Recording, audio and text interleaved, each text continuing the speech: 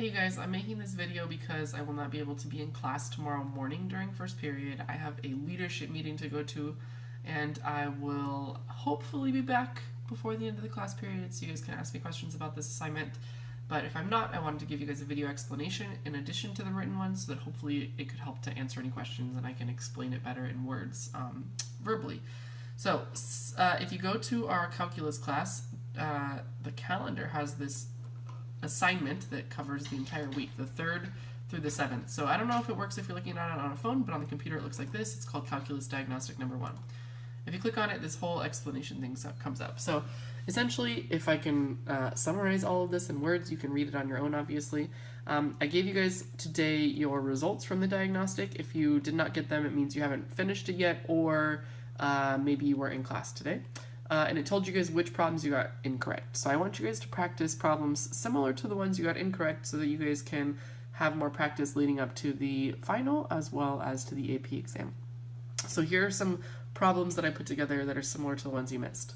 And every single question, so there were 20 questions, I've listed below, and let me show you guys that briefly, topics that those questions tested on. So for example, question number 1 from the diagnostic covered basic integration as well as integration with U substitution and integration with ln and e.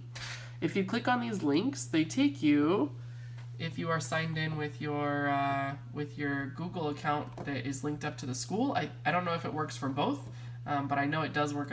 It should work if you're signed in with your Google account that links up to the school. So you'll notice that there are questions that you can open up. And it will give you a multiple choice question like this. And so, for example, in this first one, there are 2 questions that you can answer, and I want you guys to answer both of those questions for this topic. You'll notice that some of the topics repeat themselves, like basic integration is here, and then basic integration is also for number 6. Obviously, it's the same question, so you don't have to do it twice, but if you got both number 1 and 6 wrong, you would just do it one time. And so you will do all the questions from the folders linked under each of the questions that you got wrong.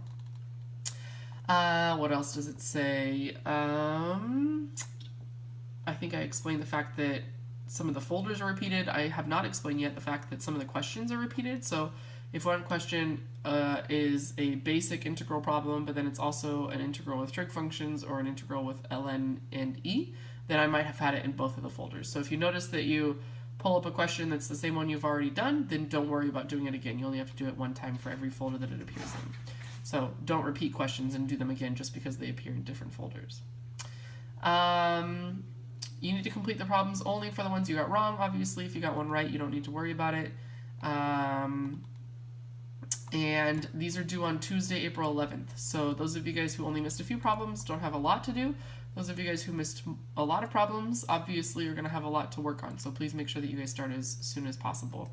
And if you guys want to check your answers, each question is named by the year that it appeared on the AP test, as well as the problem number. So you can look it up. So for example, if we go back to basic integration, this first one is called 2008 number 2. So if you Google what is the answer to AP Calculus 2008 exam multiple choice question 2, it will come up with answers to those.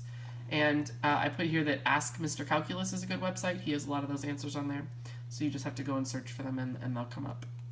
And then as a reminder, if you see any questions that are numbers 70s, 80s, or 90s, those are calculator required. So please use a calculator on those. So we don't have a lot of assignments left in the semester. There's the final exam, there's this assignment, as well as some of the FRQs we're going to be doing during class.